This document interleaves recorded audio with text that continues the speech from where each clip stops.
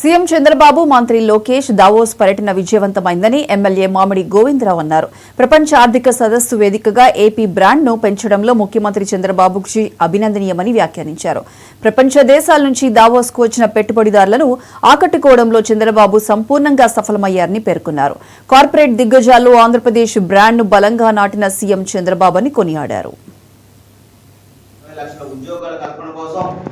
రాత్రాపకులు కష్టపడి దావోసులో -60 డిగ్రీల్లో చంద్రబాబు నాయుడు గారు కానివ్వండి, లోకేష్ గారు ఏమని ఈ 20 లక్షల ఉద్యోగాల కల్పన ఒకటి, పెట్టుబడులు ఒకటి అని చెప్పి వాళ్ళు కష్టపడిన చూస్తే చాలా ఆశ్చర్యంగా ఉంది.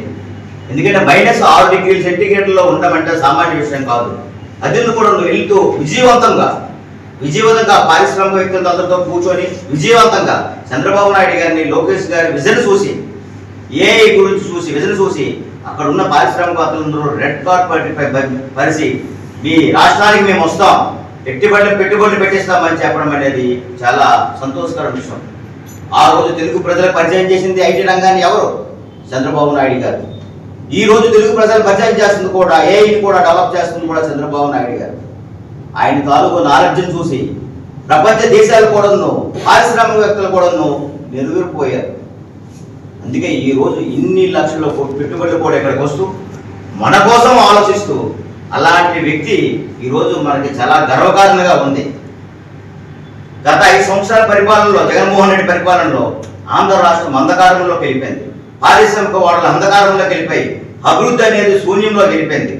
ఈ రోజు ప్రగతి రథచక్రాలకి ఇప్పుడు చంద్రబాబు నాయుడు గారి హయాంలో ఇప్పుడు వస్తుంది.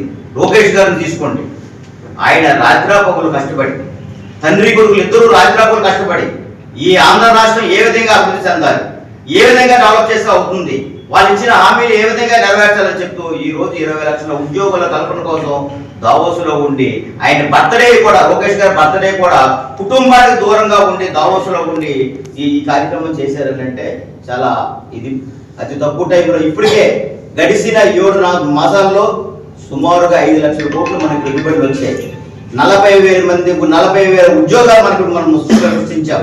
అతి తక్కువ టైంలో 20 లక్షల ఉద్యోగాలు సృష్టిస్తాం. ప్రజలందరూ గమనిస్తున్నారు, మీడియా మిత్రులు కూడా గమనిస్తున్నారు. గత ప్రభుత్వంలో సుమారుగా వేల లక్షల ఉద్యోగాలు పోయాయి.